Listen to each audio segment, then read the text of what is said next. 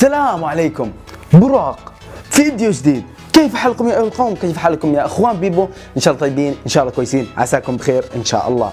المهم اليوم جايب لكم شيء مو بشيء كالعاده، جايب لكم سلسله جديده في القناه اللي هي توب 5. اوكي، سلسله من جد انا احبها، احب اقدمها عشان نستفيد فيها عن الطرفين. المهم سلسله نعرض فيها اكثر 5 اشياء صارت او اكيد عارفينها، واليوم نتكلم في سلسله عن اكثر 5 فيديوهات في العالم جابت ديسلايكات.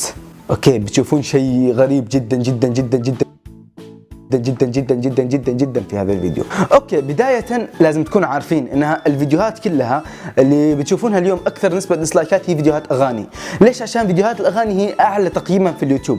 يعني انت تكون منتظر اغنية مثلا وتنزل الاغنية وتطلع مو بكد مو بالشيء اللي انت كنت منتظره من زمان، اكيد بتصك ديسلايك. يعني اكيد انا منهم ترى يعني لو انتظر غنية من زمان وطلعت ابو كلب من جد ما في حل للديسلايك. وطبعا انا ما اتكلم بس عن ديسلايكات، واتكلم عن اللايكات بعد. يعني اللايكات اكثر فيديوهات في العالم جابت لايكات اللي هي الاغاني، وبنفس الوقت اكثر فيديوهات جابت ديسلايكات هي الاغاني. ليش؟ عشان الاغاني على طول مشاهداتها فوق مليارات، فاهمين كيف؟ بينما الفيديوهات العاديه اكيد ما بتجيب مليارات، يعني عشان هي فيديوهات بسيطه ترفيهيه. المهم الفيديو الاول معنا اليوم اللي هو من فيديو فرايداي ريبكي بلاك، جاب 2,000,000 ديسلايك. اوه شيت. المهم خليكم مع المقطع.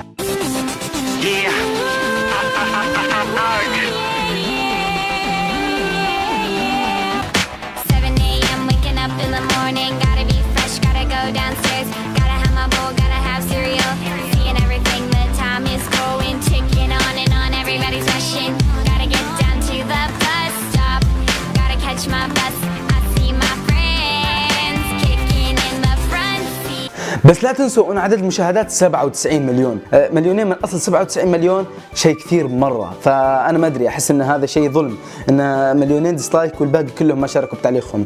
لكن في شيء يقول لك او حكمه او مثل ما ادري كيف، اللي ما شارك مجبور انه يمشي مع الوضع. يعني على سبيل المثال انت ما شاركت ما ادري ايش تتكلم. خلينا نروح للفيديو الثاني. المقطع الثاني مقطع جاستن بيبر بيبي. هذا كان المقطع الاكثر مشاهدات والاكثر لايكات والاكثر ديسلايكات. تخيلوا كل هذه مع بعض. اوكي، المقطع هو اكثر لايكات في اليوتيوب واكثر ديسلايكات في اليوتيوب على ما اعتقد. المهم تصورون كم ديسلايك؟ 6,5 مليون ديسلايك.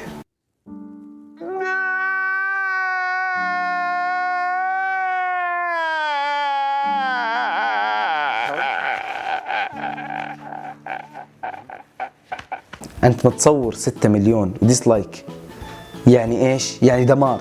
بس شوف بالامانه احس شيء طبيعي يجيك 6 مليون ديسلايك والمشاهدين 1,500,000,000. يعني ما ظل احد في الكره الارضيه ما شافها. والله غريب. المهم خلكم تشوفوا جزئيه من الاغنيه عشان تعرفوا ليش جابت ديسلايكات، مع اني اشوفها حلوه صراحه واتابعها، يعني اسمعها بعد يعني.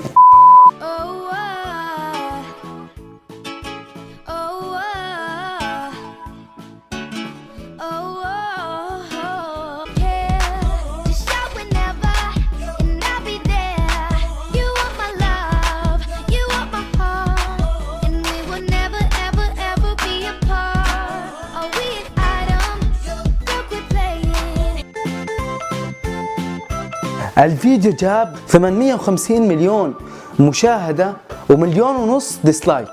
اوه شيت، والله كثير مرة. عاد انا اعرفكم يعني انتم كويسين ما تحطون ديسلايكات ابدا، انتم بس كذا لايكات. والله انكم كفو يا اخوان بيبو من جد، شكرا.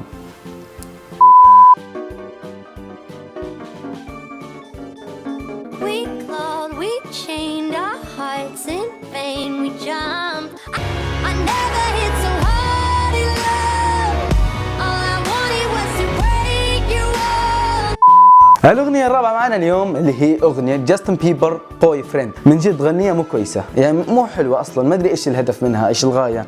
أغنية من جد جايبة العيد صراحة، عن جد أنا ما عجبتني. يعني أغنية من جد، يعني أنا من رغم من إني أحب أغاني جاستن بيبر، لكن ما هذه الأغنية ما حبيتها أصلا، وهي بعد أغاني ليش أطحات مو حلوة يعني.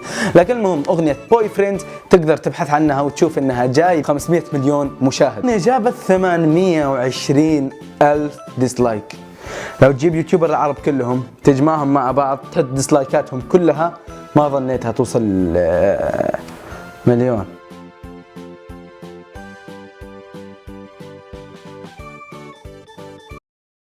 No! God, please, no! No! No! No! المقطع الخامس 957 مليون مشاهدة. المغني يغني جانجام ستايل، الأغنية البايخة ذيك اللي انشهرت وجابت أكبر عدد مشاهدات في اليوتيوب، نفس المغني لكن أغنية ثانية جابت 705,000 ديسلايك.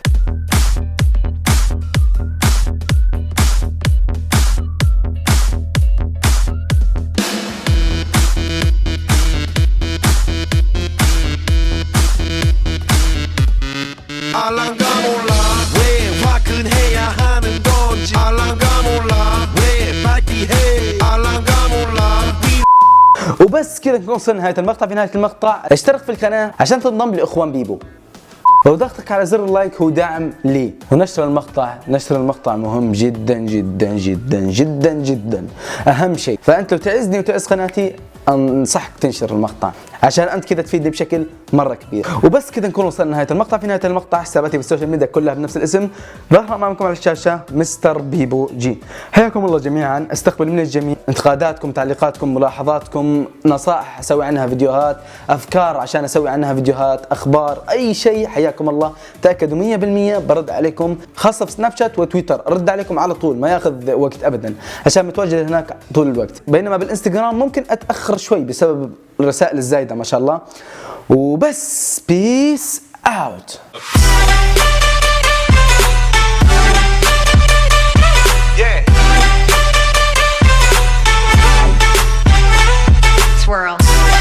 كلها بصراحه شكلها عراقي والنعم من اهل العراق، حياكم الله الجميع.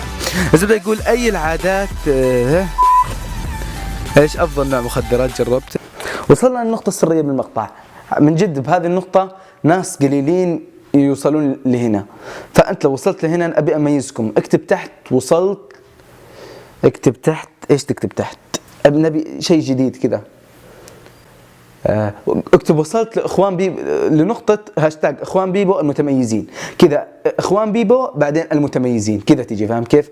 فلو تكتب هذا التعليق معناها انت من جد وصلت للنقطة هذه. نبي نشوف كم واحد وصل هنا، فاكتبوا في التعليقات. اوكي خلينا ننهي المقطع يعني، بس